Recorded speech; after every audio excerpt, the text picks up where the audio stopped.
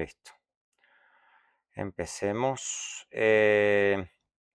Nos vamos acercando a la última parte de los temas a cubrir. Estaba pensando en darles más cosas, pero me parece que es demasiado arriesgado. Entonces vamos a ver hasta dónde llego. Vamos a ir tranquilos. Porque no tengo intención de darles mucho más.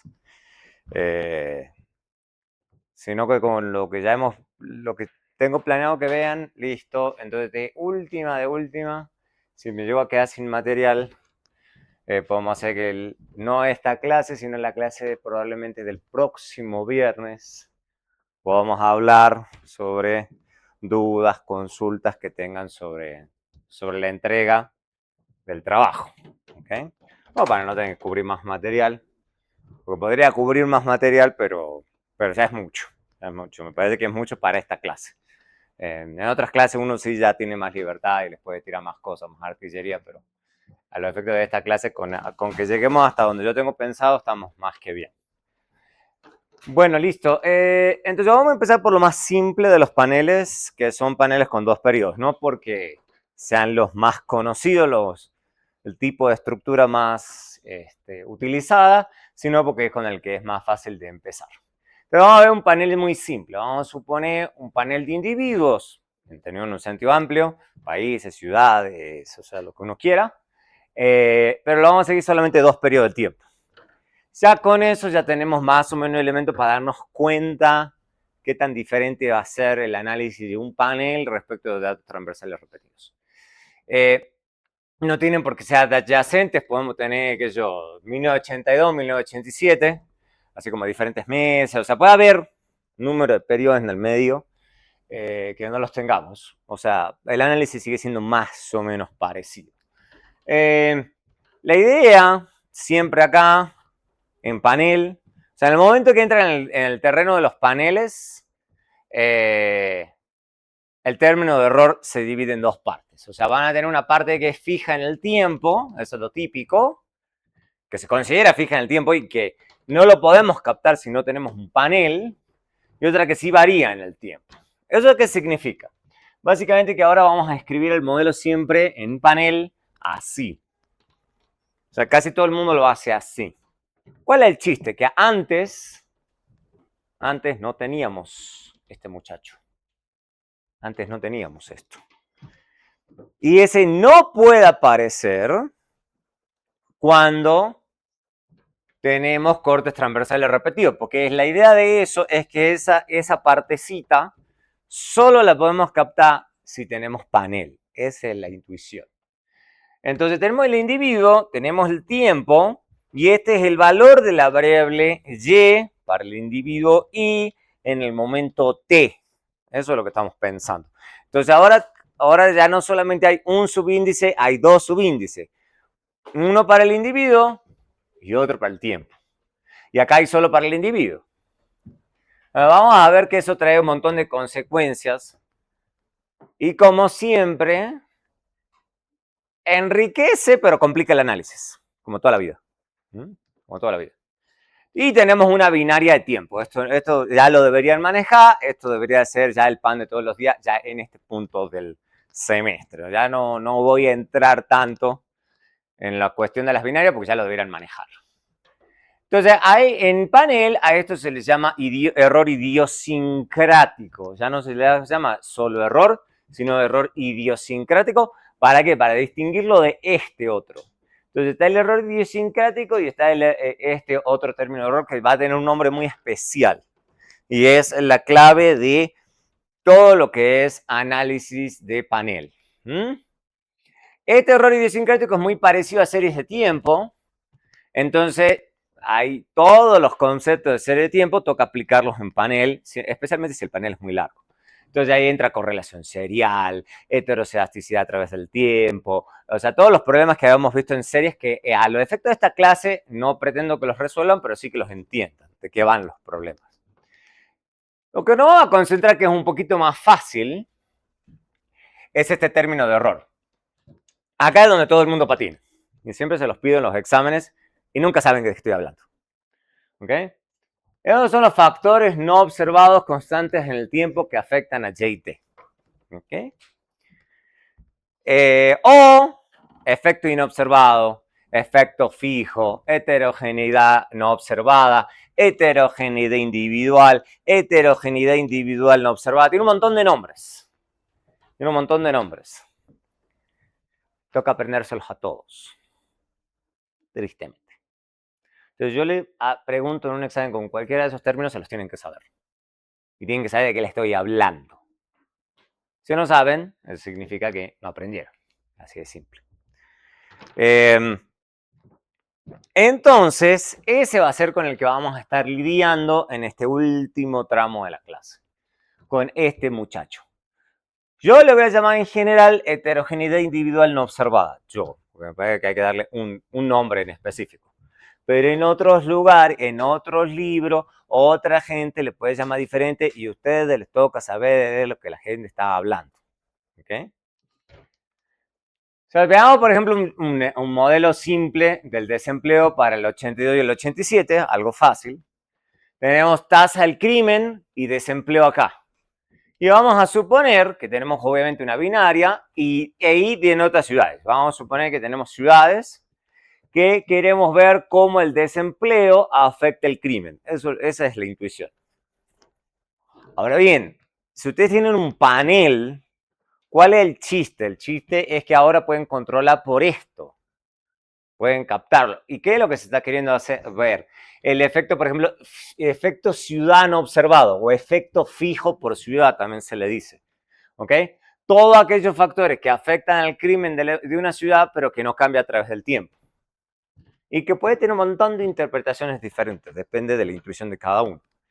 Por ejemplo, la ubicación geográfica.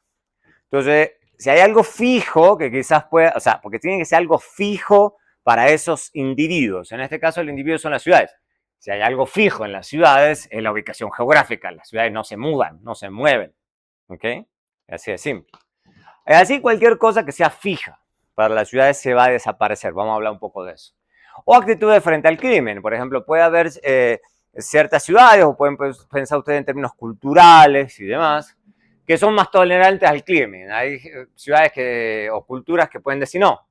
A todos los criminales hay que castigarlos lo más duro posible, y hay otros que pueden decir no, pobrecitos, fueron víctimas, etcétera, etcétera. Entonces depende de ese tipo de cosas culturales que uno puede considerar que son fijas. O características demográficas que se pueden suponer constantes, especialmente en el corto plazo, como la edad promedio, la raza, la educación. Eso, al menos en un panel corto, no cambia. Obviamente, si ustedes tienen un panel de 100 años, obviamente que esto sí va a cambiar. Pero eso depende. Eso depende. Por eso les digo que acá hay que pensar mucho si uno tiene, vamos a hablar un poquito de eso, si uno tiene un panel corto o un panel largo. En este caso estamos hablando de un panel con 2 periodos nomás, entonces típicamente eso se considera un panel corto. Corto en el sentido que tenemos pocos periodos. Si usted tiene un montón de periodos, se considera un panel largo. ¿Okay? Depende de con qué están lidiando. Tienen que entender su estructura de datos. A los efectos de esta clase, obviamente lo único que se tienen que aprender es esto, no tienen que usarlo para el trabajo de investigación. ¿Ok? No me vengan hoy a decirme, profe, quiero usar un panel. No, no. Eso no. En las otras clases sí. ¿Ok? En clases más avanzadas puede que sí. A los efectos de esta clase no, porque es muy avanzado. Ya van a entender por qué. Entonces, veamos este modelito. Veamos este modelito. Veamos este modelito. La pregunta es cómo podemos estimar beta 1. ¿Cómo estimamos beta 1? Porque eso es lo que siempre nos va a preocupar. ¿Cómo podemos estimar el beta? Y hay muchos estimadores. Vamos a ver algunos nada más a los efectos de esta clase. ¿Okay? Los más sencillos. Los más sencillos. ¿Ok? Una posibilidad, obviamente, es juntar los años y correr mínimos cuadrados ordinarios. Eso, en el contexto de panel, eso se le llama pool OLS. O mínimo cuadrado ordinario agrupado. ¿Ok? Cualquiera de esos dos nombres. O sea, si uno lo dice en inglés o en español. Da igual. Obviamente tiene una limitación que nos obliga a suponer que A y no está correlacionado con X y T. O sea, tenemos que suponer, porque tienen que pensar que esto es un término de error. ¿Okay? Entonces recordemos que para que mínimo cuadrado ordinario sea insesgado, este término de error tiene que estar completamente no correlacionado con todos los regresores. Algo que viene de regresión simple. Por eso les digo que esta clase es acumulativa. ¿Okay? Si no entendieron regresión simple, menos van a entender esto. ¿Okay? Entonces tienen que suponer esto. Y a la gente en general no le gusta, y especialmente lo que están diciendo es no se está explotando el panel. O sea, básicamente lo que están suponiendo es que este es el nuevo término de error, y este es lo que se llama un error compuesto. Que tiene dos términos ahora. Entonces, por eso, el que no ha sido capaz de manejar el término de error, menos va a poder manejar el término de error compuesto. Por eso le digo que todo se va acumulando. Se va acumulando. Entonces, la idea es que si este es el error compuesto, para que mínimos cuadrados ordinarios, o sea, si juntamos todo, lo que tenemos que suponer es que esto, ¿ok? Es igual a esto, y que esto, o sea, incluso suponiendo que esto es 0, tenemos que suponer además que esto es 0. Que tenemos que suponer las dos cosas al mismo tiempo. O sea, el supuesto de medida condicional 0, entonces ahora se aplica tanto a U como a la heterogeneidad individual no observada y el error idiosincrático, a los dos. Si eso no es cierto, eso se llama sesgo por heterogeneidad o sesgo por heterogeneidad individual no observada, que es un poco más largo, pero es técnicamente más correcto. ¿Okay? Entonces, esas preguntas de exámenes. Si usted hace mínimos cuadrados ordinarios, usted está controlando por heterogeneidad individual no observada. Verdadero, el falso, incierto, justifique. ¿Ok? Y hay que justificar. Es poner esta ecuación. Complicado no es, lo que pasa es que, como no estudian. Entonces, la idea es que no estamos explotando el hecho que tenemos un panel. Ese es el problema. O sea, ¿cuál es el chiste de tener un panel si no lo vamos a explotar? A explotar el hecho de que tenemos un panel. ¿Okay? Porque la idea es que al hecho de tener un panel es que podemos controlar por esa heterogeneidad individual no observada.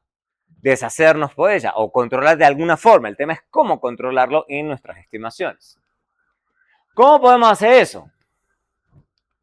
Entonces, recordemos que lo que nos queremos deshacer es de este término que tengo acá. Eso es lo que nos queremos deshacer, digamos. O sea, por lo menos queremos que no sea un problema. Si ustedes saben que en el periodo 2, porque esa es la idea, en el periodo 2 esto es 1. Entonces el delta se vuelve acá y esto en vez de ponerle t, le pongo 2, 2, 2. Eso en el periodo 2. Pero voy a tener también un periodo 1. En el periodo 1, obviamente la binaria es 0. Entonces ese delta desaparece. Entonces se va de acá. Pero entonces voy a tener 1, 1, 1. Escrito así, siempre trato de ser lo más amigable posible. ¿Cómo se le ocurre que se puede eliminar utilizando las herramientas que ya en esta clase deberían saber manejar? O que deberían haber manejado en la primera clase de esta clase. ¿Cómo lo eliminarían a la? Ahí. A la heterogeneidad individual no observada. ¿Cómo lo harían?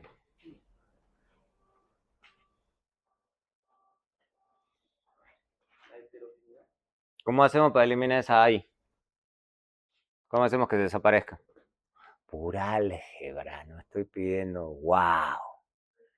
No hay ni esperanza, ni varianza, ni correlación, ni nada. O sea, es solo elimina esto. ¿Cómo lo hacen?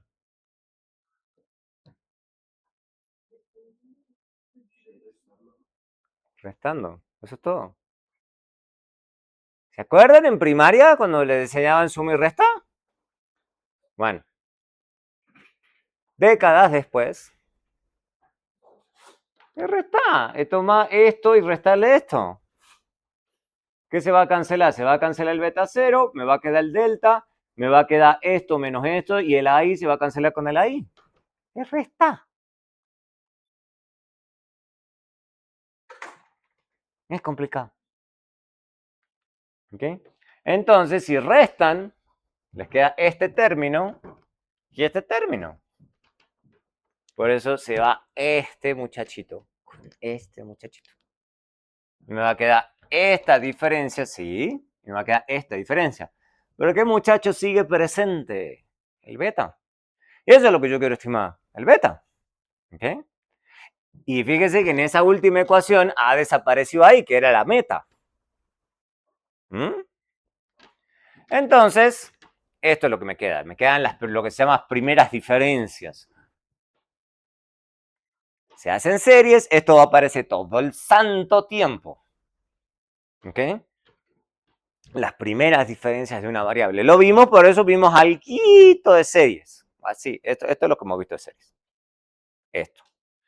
Y se los pongo en el examen y están perdidísimos. Vemos lo mínimo, pero no, ni eso se acuerda.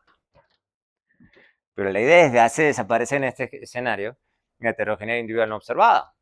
Eso es lo que estamos haciendo. Eso se llama ecuación diferenciada una vez o first difference equation. First difference equation.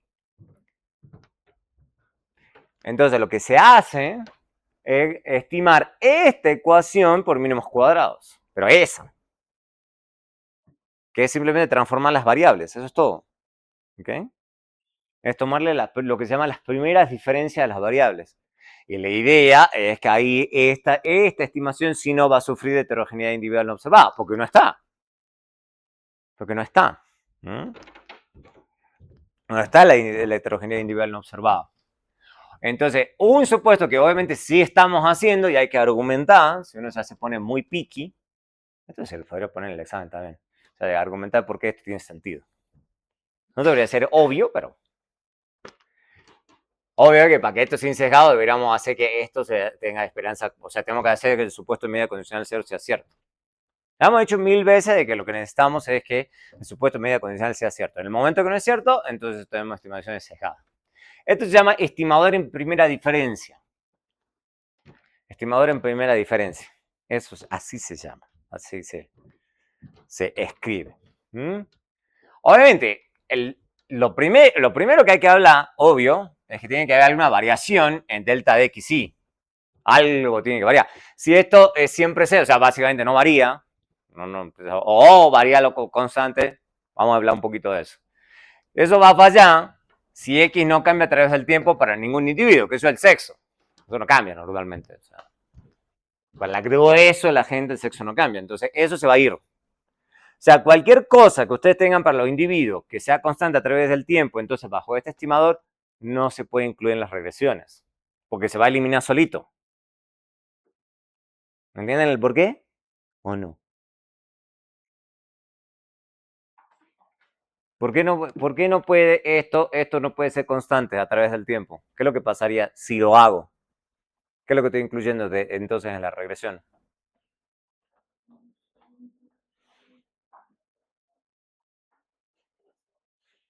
¿Qué es lo que estaría haciendo? ¿A qué sería igual ese delta de XY para cada individuo? Cero, para todo el mundo. Entonces, ¿cómo agregarle cero a la regresión? Obviamente, yo no puedo analizar nada que varíe cero. ¿Okay? Y lo otro es, obviamente, si cambian del mismo monto. Por ejemplo, la edad. Si cambian del mismo monto, en vez de ser cero, ¿qué va a pasar?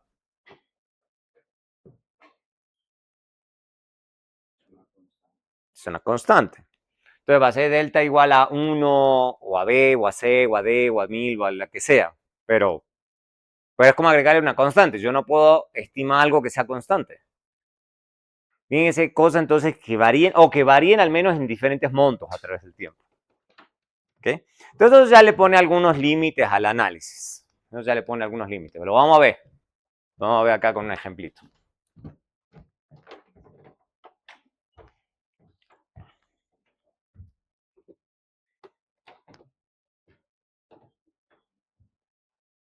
(13:9).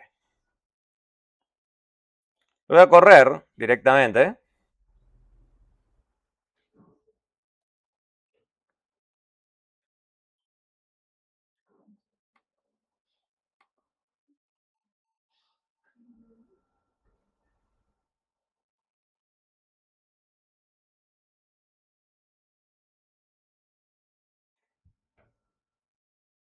Listo. Acá lo que estamos haciendo, le estamos diciendo, para que quede claro, porque ahí es donde la gente se confunde en qué es lo que está haciendo acá. Fíjense que dentro de esta estimación se le dice a Python o al software que estén usando que están usando primeras diferencias. Entonces ustedes están poniendo las ecuaciones normal, la de toda la vida, y él solito va a hacer la estimación por primeras diferencias, pero le tengo que decir que me lo calcule por primeras diferencias. Él lo que va a hacer entonces automáticamente, tanto al lado izquierdo como derecho, me va a hacer las primeras diferencias, sin que yo tenga que hacer nada. Pero yo soy el que tiene que entender qué es lo que la máquina está haciendo. Está haciendo lo que acabamos de hablar.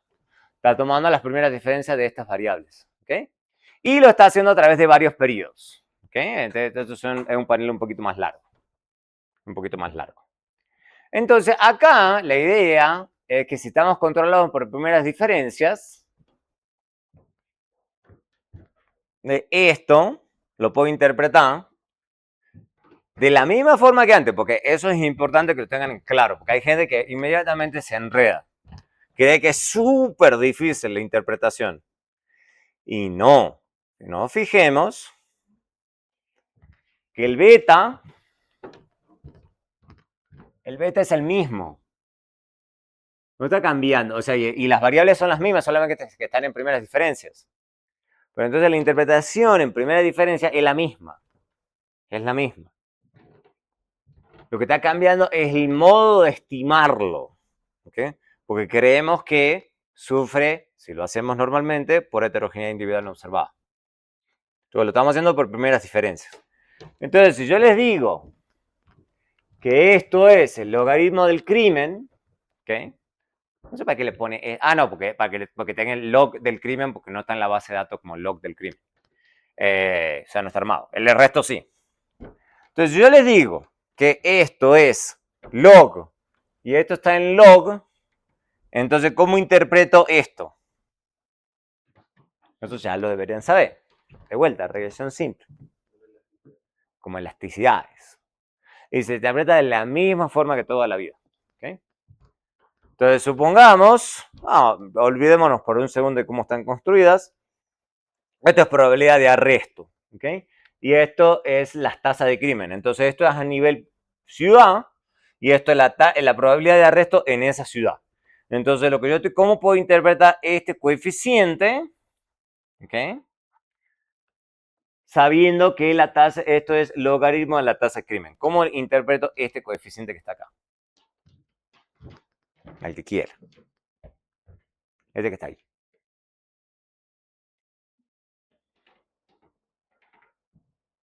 ¿Cómo lo interpreto? ¿Cómo leo ese numerito?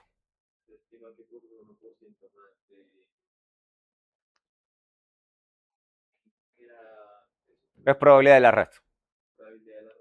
Uh-huh. Baja.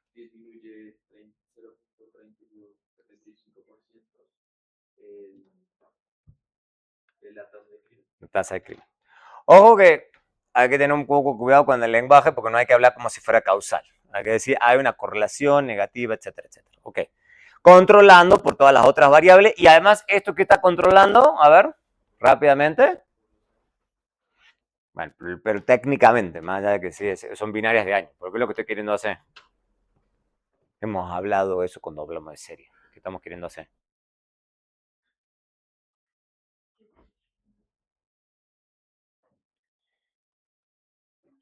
Por eso les di un poquitito de series antes de entrar a panel.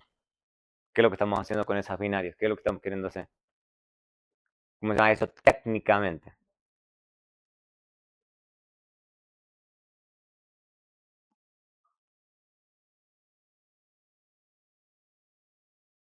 ¿Cómo se llama eso?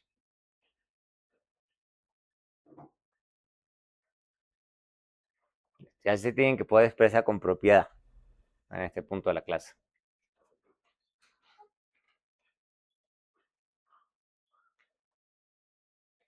¿Cómo se llama eso?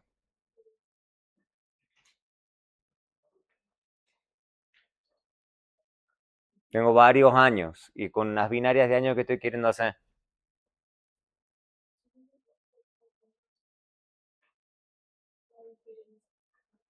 No, ya está haciéndose la primera diferencia, pero yo al agregar binarias, ¿qué estoy queriendo hacer? Lo hablamos en series.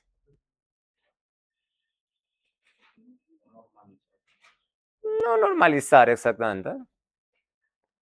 ¿Qué es lo que habíamos dicho? Que era buena idea agregar qué siempre en series, al querer analizar la relación entre dos variables. Controlar por el tiempo, por la tendencia. Es ya, control por tendencia. Eso es lo que estamos queriendo hacer con eso. ¿Ves que tienen que ir encadenando el conocimiento? Si se olvidan de una parte, no saben qué está pasando acá. ¿Ok? Hay que ir estudiando todo. Listo. Entonces, obviamente, no, bueno, acá no vamos a ponernos a ver cada una de las variables para que esto no se haga eterno.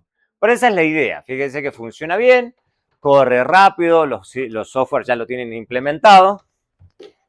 Pero es a ustedes lo que les toca saber la diferencia entre hacer esto y hacer esto. Son dos cosas diferentes. No es lo mismo. Mira, nada, pero da igual, profe. No, no da igual. O sea, vamos, eso precisamente parte de un examen.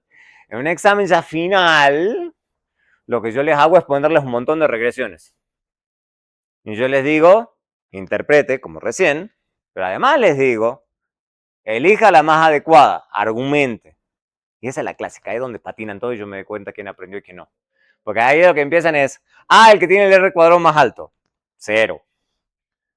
El que es por mínimos cuadrados, dato significativo, cero. Cuanto más flojo lo argumento es porque más me doy cuenta que no han aprendido nada. ¿Mm? Ahí me doy cuenta. ¿Ustedes creen que uno no se da cuenta, digamos? Uno sí se da cuenta. Si han aprendido o no. Le voy a poner seguramente mínimos cuadrados, primeras diferencias, argumente, interprete, todo. Acá ya en el final ya va todo. Hay que tener en cuenta varias cosas. Obviamente, los datos de panel en general son más difíciles de conseguir. Yo no se los di. Bueno, podrían usar la doble como si fuera un panel, sí. Pero típicamente para individuos firmas es más difícil. La diferenciación es el otro gran problema, es que reduce mucho la variación de las variables que estoy analizando, tanto la dependiente como la independiente. ¿Por qué eso es cierto? ¿Por qué creen que eso va a pasar todo el santo tiempo? Por pura mecánica. ¿Por qué eso creen ustedes que tiene sentido? Que vaya a reducirse tanto la variabilidad de las variables cuando están en primeras diferencias. Respecto a no diferenciarlas.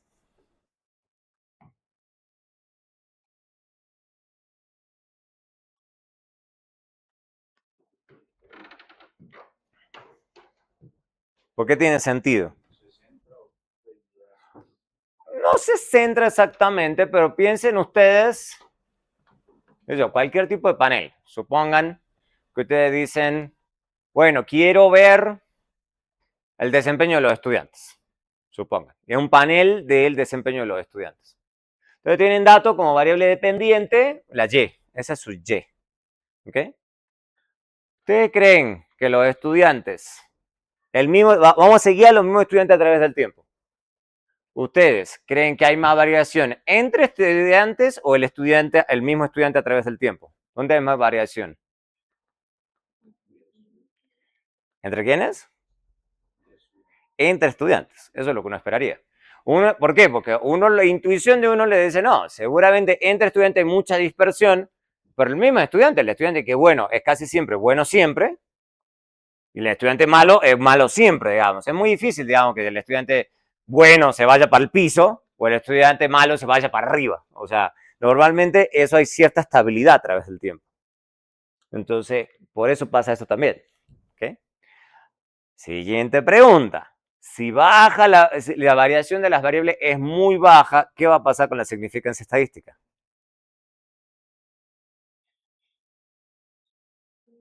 ¿Qué va a pasar con la precisión de las estimaciones? Es menos significativo. Baja la significancia. Porque tengo menos variación. Ustedes ya deberían saber en este punto que cuando hay menos variación hay menos precisión en las estimaciones. Entonces los p-values suben, la significancia baja. Entonces todo eso tiene que estar encadenado. Por eso yo les pongo los exámenes finales esas cosas.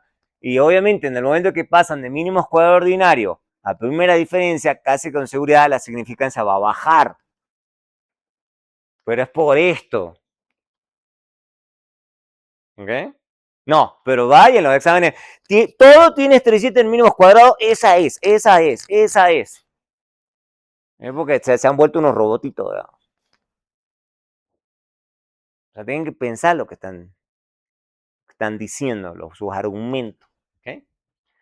Entonces, esto puede tener mucha variación entre individuos, pero va a ser muy bajita para esos mismos individuos. Vamos a repetir eso un montón de veces en panel.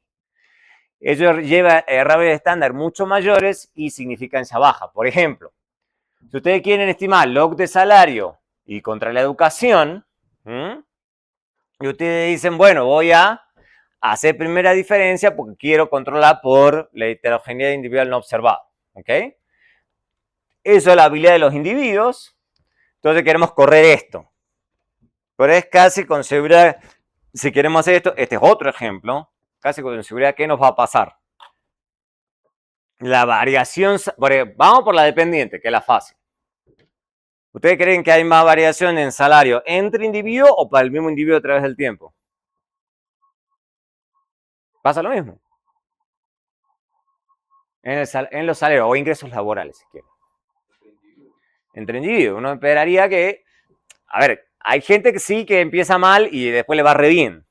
Pero la mayoría de la gente empieza con ingresos bajos y se mantienen en ingresos bajos, digamos. O sea, es difícil hacerlo. O los que empiezan con ingresos muy altos, normalmente se mantienen con ingresos muy altos. O sea, puede que suba o que baje incluso, pero baje. Pero la heterogeneidad se dice between, entre individuos, a veces se considera que es mucho más alta que la within, al interior de los individuos. Lo mismo podemos pensar en la educación. ¿Qué es lo que uno piensa respecto del nivel educativo? O años de educación, si ustedes lo quieren pensar como años de educación. ¿Qué piensa uno en términos de años de educación?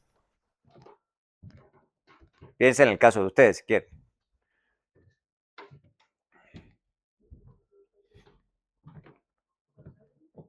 ¿Cómo?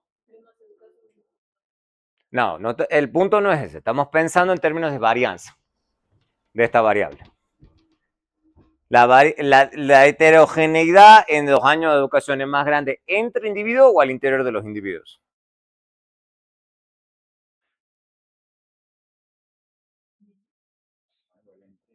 Entre individuos, de nuevo. Uno espera que haya gente que en una de esas nunca hizo la primaria y otra gente que tiene doctorado. ¿Ok?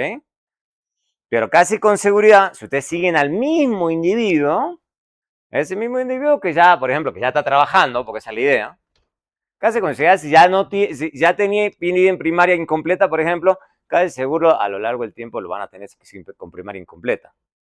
Puede pasar que lo que están haciendo ustedes en estos momentos es aumentar sus años de educación, claro. Pero ¿cuántos de ustedes creen que después de que se gradúen de acá, ya después van a hacer maestría, especialización, doctorado? Algunos de ustedes sí, pero no todos. No, o sea, la mayoría de ustedes en una de esas digan, no, yo me quedo con el pregrado ya, o sea, normal. ¿Okay? Que entonces a lo largo del tiempo, seguramente la variación en sus años de educación va a ser relativamente baja al interior de los individuos. Al interior de los individuos. Entonces, eso va a bajar que la significancia estadística de beta 1. Y por eso yo le digo que hay que esa herramienta de estadística inferencial hay que tomarlas con cuidado. Porque si beta 1 les da no significativo, porque ahí es donde entra el robotito de ustedes, da estadísticamente no significativo, entonces la educación no importa para los salarios. Porque así son, ¿no? Así responden en un examen. Dice, no, no da significativo, profe, entonces no sirve la educación para los salarios. ¿Cómo? Están diciendo, ¿no? Es porque no han aprendido nada. Bueno, han aprendido la mitad. Si aprendieron la mitad, entonces 2.5 no tienen que pasar la clase. Así de simple. Entonces, la variación será muy baja, entonces casi con seguridad que esto les va a dar estadísticamente no significativo. ¿Ok? Hay que tener quizás o muchísimos periodos para que más o menos haya variación, o tienen que tener una muestra de individuos gigantesca, digamos, para que más o menos compense. Esas son dos formas de compensar usuales. Aumentar la muestra, obvio. ¿Ok? Aumentar la muestra. Porque ya deberían saber, a los efectos de esta clase, que tener una muestra más grande siempre ayuda. Cuanto más grande la muestra, mejor.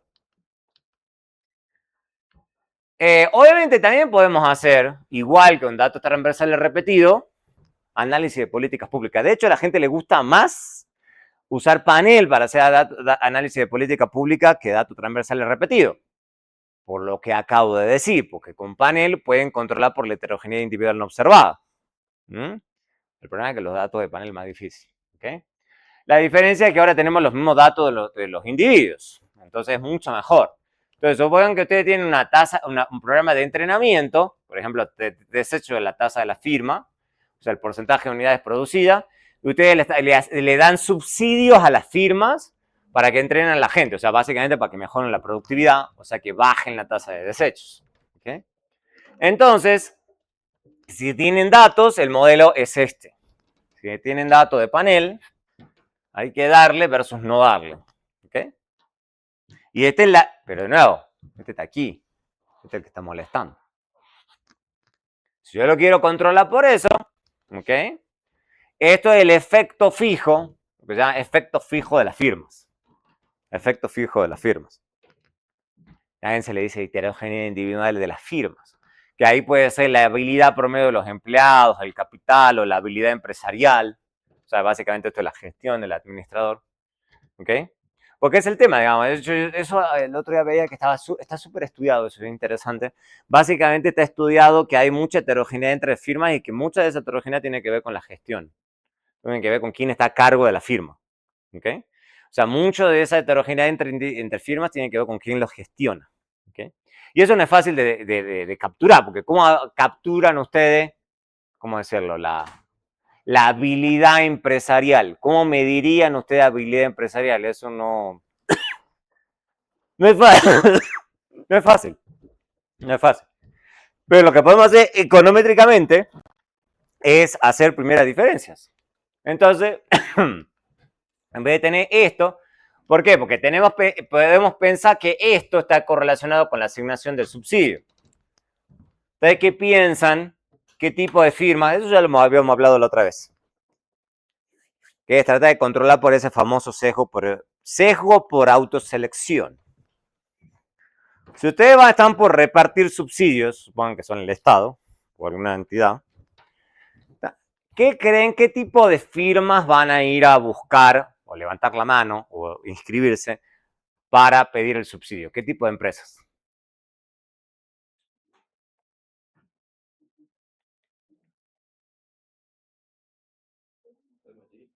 ¿Cómo? La más pequeña, la que uno piensa que esa habilidad empresarial es peor. ¿Ok? Y viceversa, lo que uno piensa, quienes no me van a pedir, ¿son cuáles? Las más grandes, las más productivas. ¿Ok? Entonces, básicamente, ¿cuál es la idea? Que hay una correlación entre la asignación del subsidio y la habilidad empresarial. O la productividad, se lo quieren ver como productividad, también lo pueden pensar así. Eso se llama sesgo de autoselección en evaluación de impacto. Una de las tantas formas que se puede tratar de controlar es con primera diferencia, porque lo van a eliminar. Lo van a eliminar del análisis. Eso es lo que están haciendo con primeras diferencias. Entonces,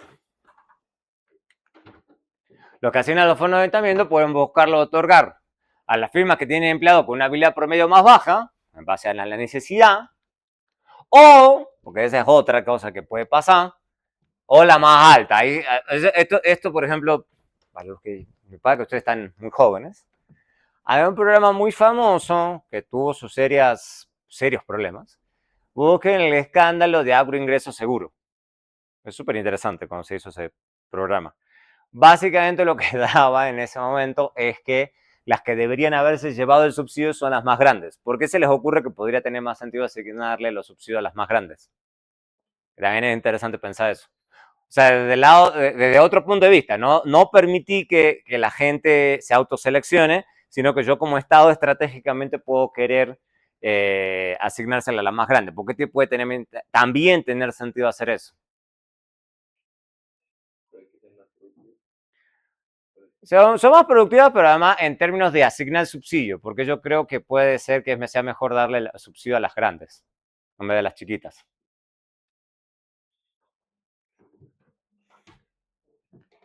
Está conectado con eso la productividad.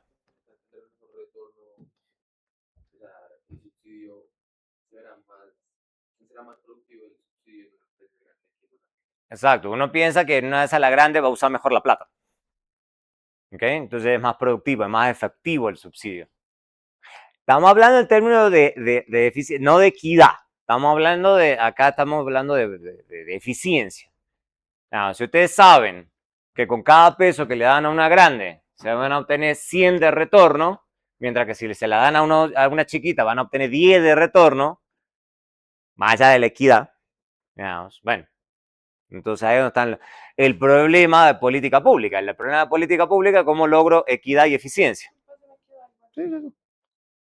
Entonces ahí es donde están esos problemas, ¿no? Eso se llama ética, moral. Hay gente que le dice como ética. Así es ético, digamos, un tema ético, un problema ético. ¿Okay?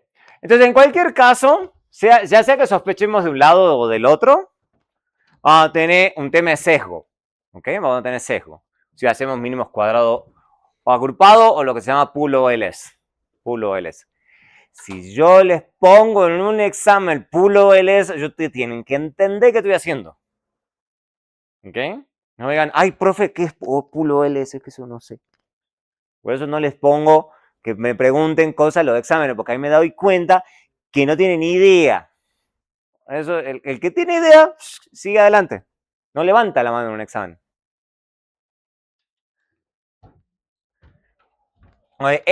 Correr esta regresión no estaría bien. ¿Okay?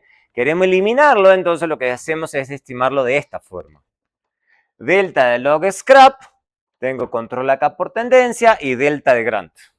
Delta de Grant. Viene la diferencia de Grant. Vamos a verlo con un ejemplo acá. Vamos a verlo con un ejemplo. Con datos.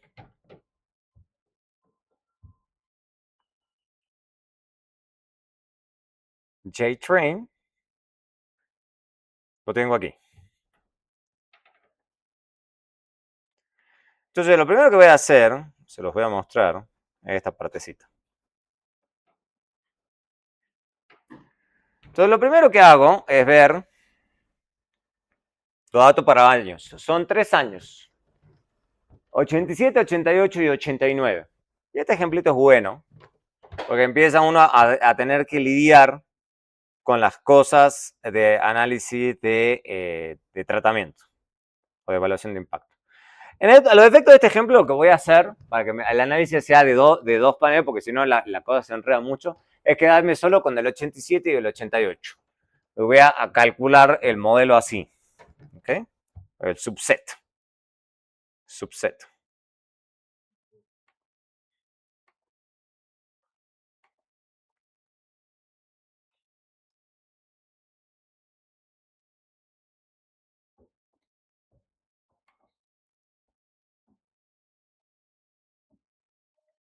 Uy.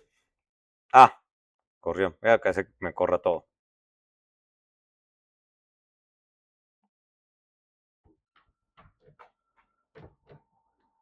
Advertencia rápida. A ver. Este es mínimos cuadrado ordinario, el log de scrap, control por tendencia y Grant. Esto que les estoy mostrando acá, como está escrito aquí, sería un pool OLS. Si lo vemos, y tengo 2 años nada más de datos, si lo vemos, este es el log de la tasa de descarte. ¿Ok? Log de la tasa de descarte. Tenemos que Grant nos da el signo ¿Que esperamos o que no esperamos? El signo de esa estimación. ¿Les parece correcto o incorrecto para lo que uno asume, lo que es lo que uno quisiera? De la tasa, del impacto del programa. Recuerden, entonces son subsidios para entrenar a la gente y la variable dependiente es tasa de descarte. Tasa de descarte es básicamente cuántas de las piezas que se producen, cuánta toca tirar, porque básicamente están mal hechas. ¿Uno qué esperaría del signo de esto? Que sea negativo, ¿no? Porque uno esperaría que si funcionó el programa, la gente esté más entrenada y la gente las firmas que sí reciben el subsidio entrenen mejor a su gente y que entonces la tasa de descarte baje. O sea, debería ser negativo. Entonces, lo que yo les digo, no necesariamente un signo negativo son malas noticias, son precisamente, a veces son buenas noticias, es lo que ustedes quieren. ¿Okay? Sin embargo, ¿qué pasa con la significancia estadística? Es no significativo. ¿Okay? Entonces, ustedes presumirían, en no pulo él es, que el tratamiento, sí, o el programa, ¿tuvo los efectos esperados o no? No, porque da no significativo, da encima positivo, da positivo pero no significativo. ¿Okay? Entonces dirían, me parece que no hay evidencia al menos de que parece que haya resultado. Sin embargo, si vamos justo atrás, porque esta es la segunda regresión, no la primera, si lo hacemos así, esto por cómo está armada la base, la base por alguna razón, alguna vez tendría que rearmarla, porque la da Wooldridge, es una base Wooldridge, eso está acá, ahí dice. O sea, él ya viene, la base ya viene armada con change de log scrap y change de grant. Eso es delta, básicamente es la primera diferencia. Entonces acá, a diferencia del caso anterior, no estoy dejando que la máquina lo haga solo, sino que lo estoy corriendo yo, ¿okay? Porque está armada así la base. Debería decirle a Wooldridge, da la base original ya. O uno se tendría que poner a rearmarla para que quede bien. Pero bueno, acá entonces estoy corriendo el primeras diferencias. Obviamente en un examen yo voy a tratar de ser muy clarito sobre cómo están construidas las variables. Acá, ¿qué me da esta estimación? ¿Me da el signo esperado o no me da el signo esperado? Ahí sí me da, ¿no es cierto? Yo esperaba que fuese negativo. Y además en términos de significancia estadística, marginal, pero algo da. ¿Okay? Entonces fíjense cómo cambia completamente hacer pull OLs respecto a hacer primeras diferencias. Primeras diferencias puede cambiar bastante la cosa. Pueden cambiar completamente. Es decir, este programa no sirvió para nada. A decir, bueno, hay evidencia, quizá un poquito marginal, pero hay evidencia que parece que el programa sí funcionó. ¿Okay? Obviamente, cuando te hacen un estudio en serio, ustedes no corren una cosa, corren un montón y tienen que demostrar a lo largo del estudio de que es sistemáticamente negativo y significativo, negativo y significativo, negativo y significativo. O sea, lo tienen que hacer un montón de veces. ¿Okay? Para lograr argumentar más o menos que esa diferencia pueden atarla al programa. Eso es lo que es difícil. Eso es lo que es difícil. Entonces, no lo tomen así como que, profe, entonces hacemos primera diferencia y ya. No, eso no es cierto. Eso no es cierto.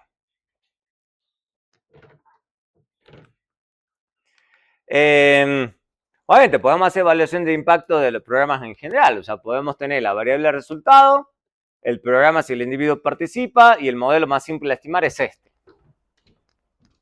¿Okay? Lo que pasa es que lo que están haciendo es asignar el subsidio en un periodo. O sea, en el periodo 1 no asignan a nadie, en el periodo 2 sí. ¿Ok? Están haciendo todo esto. Es muy fácil. No me digan, ¡ay, no, qué difícil! ¿Cuánta álgebra? ¿Cuánta ecuación?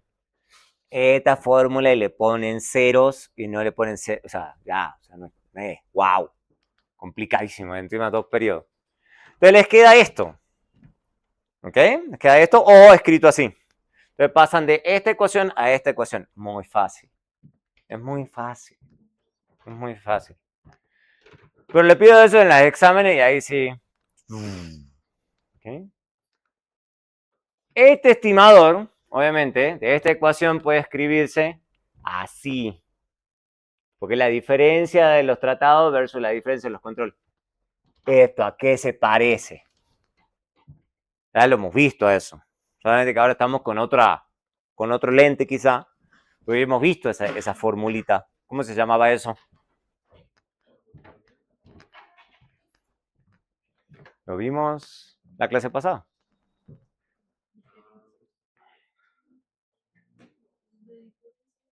¿Cómo? ¿Diferencia? ¿Eh? Diferencia en diferencia. ¿Es que tienen que llevar la clase al día? Eso es diferencia en diferencia. O sea, cuando entonces ustedes están haciendo una evaluación de un programa y están haciendo primeras diferencias, el estimador que están usando implícitamente, si es que se dan cuenta, es diferencia en diferencia. O sea, están estimando la diferencia entre los cambios promedio de Y entre los dos periodos para los grupos de tratamiento y control, que es diferencia en diferencia. ¿Okay? Es la versión de panel nada más. Es la versión de panel. O sea, la única gran diferencia es que acá están controlando por la heterogeneidad individual no observada. Por eso a la gente le gusta tanto. Pues están pudiendo controlar por eso. En datos transversales repetidos no se puede. ¿Ok? Porque no tenemos a la misma gente. ¿Ok? No se puede. No se puede. ¿Ok? Entonces estamos diferenciando Y a través del tiempo para los mismos individuos. Entonces controlamos por efecto fijo. ¿Ok? Datos transversales no se puede. Por eso la gente a veces dice, bueno, pero usted debería tener un panel para hacer la evaluación. Y uno le dice, no existe un panel. O sea, no hay datos. O sea, esos son los típicos peer review de Estados Unidos y de Europa. Uno dice, o sea, no viven en el primer mundo, digamos. Ustedes viven en el primer mundo, pero en nuestras latitudes no hay esos paneles. ¿Okay? No es posible. Entonces, típicamente a uno se ve restringido usar datos transversales repetidos porque no existen los paneles. Punto. Obviamente se puede agregar todos los regresores que ustedes tengan ganas. ¿Ok? Con excepción de las cosas que sean constantes a través del tiempo. Obvio. ¿Ok? Pero lo que sí se puede hacer, y eso sí la gente sí le gusta, es correr esta misma cosa para diferentes grupos. Entonces, ustedes podrían, en el caso del entrenamiento, ustedes podrían decir, bueno, si esto se le asignó a todas las firmas, bueno, yo quisiera ver por firmas grandes si esto tuvo un efecto, por firmas medianas tuvo otro efecto, o si por firmas de, no sé, de ropa esto tuvo un efecto, o en agricultura tuvo un efecto, y así, o sea, uno puede separar, a pesar de que, entonces, no puedo, porque las firmas no cambian de sector económico. Sí puedo decir, bueno, al interior de estas firmas, así sea su característica sea constante, yo puedo hacer este cálculo. A la gente sí le gusta eso. Y se los puedo poner en un examen. Le puedo decir, bueno, hay esta estimación de diferencia en diferencia, compare. ¿En qué sector? Yo les puedo preguntar, ¿en qué sector parece que esto tuvo más efecto? Y eso también yo les pido eso en un examen, no tienen ni idea. Yo simplemente leer las columnas. ¿No? Pero como no ni leen, ¿ok? Por ejemplo, qué sé yo, hombres versus mujeres, o firmas grandes versus pequeñas, o por sector económico, o sea, o por edad. O sea, se puede hacer por un montón de grupos. Es súper interesante. Este también lo he puesto en los exámenes. Supongan que ustedes quieren analizar el efecto de ciertas leyes en accidentes. ¿Okay? Entonces, si usamos datos transversales de estados, distritos, ciudades, hay un problema. Es muy probable que ahí donde hay más accidentes es donde se aprueben leyes más estrictas. ¿Okay? Los datos de panel me permiten ver si hay ciertas leyes que han sido aprobadas o derogadas, porque también puede pasar, donde haya y controlando por el hecho de que haya más o menos accidentes. Entonces vamos a ver los datos de esto que se llama Traffic 1, que básicamente hay dos años, ¿ok? De estados de Estados Unidos. La variable de interés es la tasa de muertes, o sea, cuánta gente se muere en accidentes de tránsito. Y vamos a tener dos leyes que podemos querer estudiar, así como uno puede estudiar un montón de leyes. Ley de contenedores, prohibir contenedores de bebidas alcohólicas. Y ley de suspensión, que es suspender la licencia, ¿ok? Inmediatamente que cuando hay que encontrar a la persona. ¿Okay? En uno creo que es una multa nada más y esto es directamente la suspensión. Entonces la idea es tratar de ver de esas leyes, cuáles son más efectivas para reducir la tasa de muertes. ¿Mm? Obviamente, entonces vamos a hacer dos binarias, son puras binarias. Por eso les decía yo que hace tiempo que había que aprenderse bien binarias. Ahí está. Porque ahí es donde está el tratamiento, ¿ok?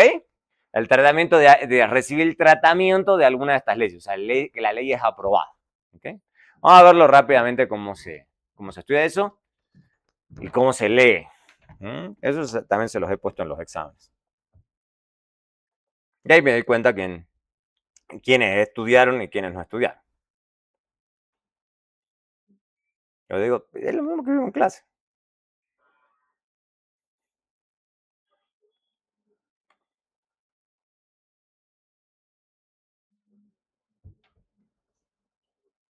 Entonces, típicamente, yo les muestro esto. Les muestro acá lo mismo que hice en el segundo parcial. Estadísticas descriptivas, regresión, interpretación y ya. La única diferencia es que ahora vamos a poder utilizar, aunque ya deberían poder manejar estas herramientas, pues como principios de evaluación de impacto. Eso es lo que estamos haciendo ya en este punto. Entonces, acá ya está en cambios, ¿no? Por eso tiene la C acá. Change, change, change. Así que esto ya está en primeras diferencias. Entonces, este es un estimador de primeras diferencias, para que los que tengan claro. Lo que tenemos acá, ahí arriba, son las tasas de muerte. La tasa de muerte en el 85 y la tasa de muerte en el 90. Tenemos el número de observaciones, son 51 estados, entonces tiene sentido que sean 51. Entonces, tenemos la media entre de esos estados en cada año. En el año 2.7 y acá es 2.15, ¿ok? Y esta es la desviación estándar, el mínimo, el percentil 25, la mediana, que es igual al percentil 50, eso también les pedí en el segundo parcial, y la máxima. ¿Okay? Ahí me doy cuenta quién sabe leer una tabla. Si no saben leer una tabla, no sé qué hacen acá. ¿Ok? Lee una tabla. Estadísticas descriptivas, o sea, no es... ¡Fua! Lo nuevo que deberían hacer en esta clase es leer esto y esto. ¿Okay? Listo, vamos a ir por partes. Entonces, nos fijamos que las estimaciones para estas dos leyes nos da positivo o negativo. Negativo en los dos casos. ¿Ok? En los dos casos. ¿Es un signo que esperamos o es un signo que no esperamos? Un signo que sí esperamos, porque ¿qué esperamos de las leyes?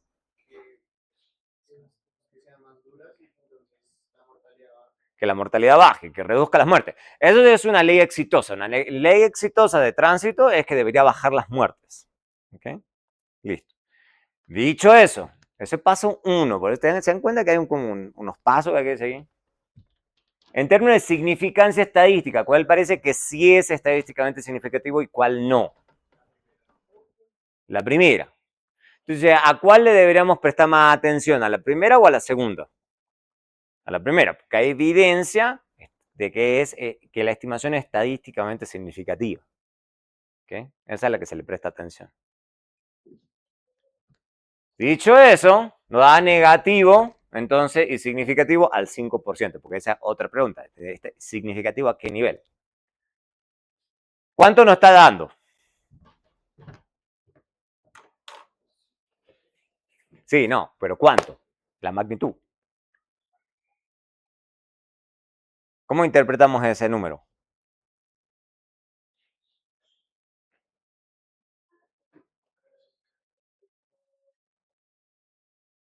Ese ejercicio de examen, interprete el coeficiente obtenido para.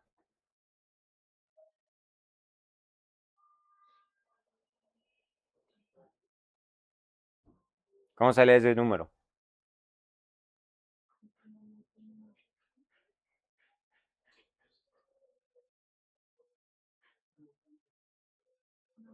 ¿Cómo leo ese número?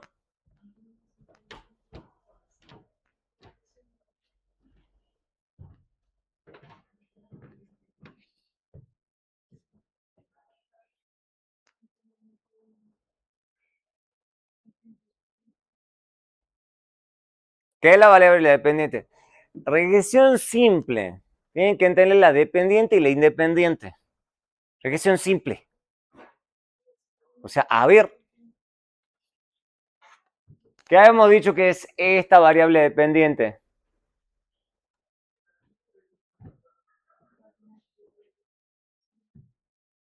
Sí, pero ¿qué es? La tasa es una tasa. Sí. Eso va a decir, o sea, poniéndolo todo, sí, es básicamente eso. El número de muertes cada 100 millones, que porque la intuición ahí es sencilla, que cuanto más carretera hay, obviamente más accidentes debería haber. Entonces lo que hace uno es tomar el total de muertes y dividirlo en el número de millas que hay, o de kilómetros. ¿Ok? Entonces es una tasa. Entonces eso me está diciendo que los lugares que aprobaron esa ley tienen una tasa de mortalidad más baja. ¿Ok? En 0.42. Pregunta siguiente, y esa es la que está siempre al último del ejercicio de examen. ¿Eso es grande o es chico?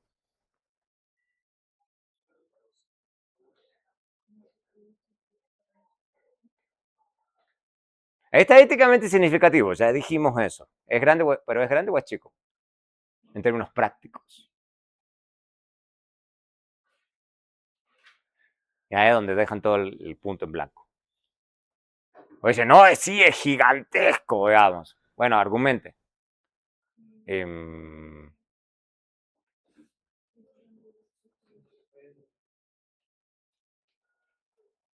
¿Cómo pueden evaluarlo? Si es grande o es chico.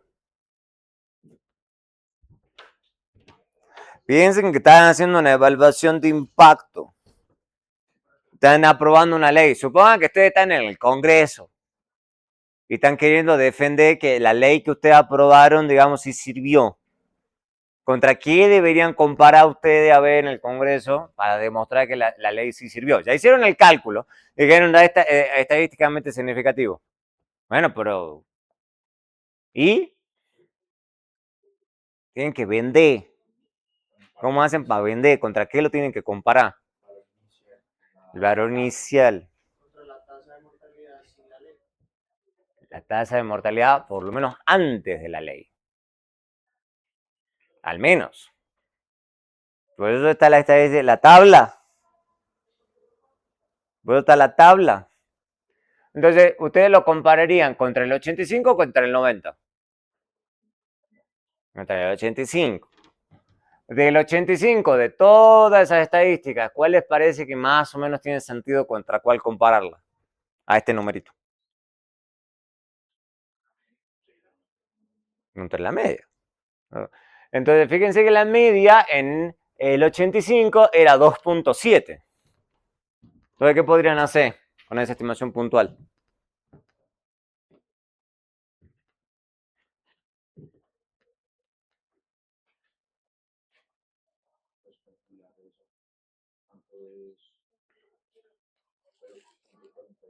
¿Respecto de qué? De 2.7. Entonces ahí sí. Entonces ahí ¿cuánto nos da? Nos da, y ahí eso es lo que es vendible, 0.4197 dividido en 2.7. Eso nos da una reducción de 15.5%. ¿Okay?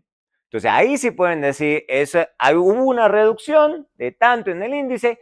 Este índice representa una reducción de un 15% en las tasas de muerte. Ya, si eso es muy grande, ok, pero yo creo en mi cabeza que eso sí es bastante, digamos, ok. Pero uno sí puede argumentar en un examen, esto fue una reducción de como del 15%, que yo, persona, Pepito, considero que sí es grande. Diferente que si la reducción hubiera sido del 0.01 por ciento, es como, sí, hubo una reducción estadísticamente significativa, pues me parece que esto no es una reducción. 15 es bastante. O, por ejemplo, que se hubiera reducido en 50%. O sea, básicamente redujeron a la mitad o sea, la tasa de muerte. O sea, es enorme, digamos. Es un super éxito. ¿Okay? Entonces, ahí es donde ustedes tienen que conectarse a todo. Eso que acabo de hacer al último, obviamente es lo más difícil. Porque fíjense que todo lo que acabamos de hacer es la parte fácil, que es leer el signo de esto, ver si es estadísticamente significativo leer los promedios, la media, todo eso es fácil. Lo difícil es juntar todas las cosas. ¿Ok? Eso es lo que sí es bien difícil. Bien difícil. Y obviamente eso siempre es lo que yo les pongo en los exámenes al último. Entonces empiezo con lo más básico. Dígame la media de la tasa de muerte. Ese es el primer punto, el A. El D o el F es lo que le acabo de decir. Usted considera, en base a todo el análisis que acabamos de hacer, si es una reducción en términos prácticos significativa o no. Argumente. Y aquí dice por ese lado. ¿Mm? Tiene que tener sentido. ¿Ok? No inventar. Por eso yo le pido siempre los argumentos. ¿Mm? Listo. A ver si tengo algo más. Con esto estamos bien.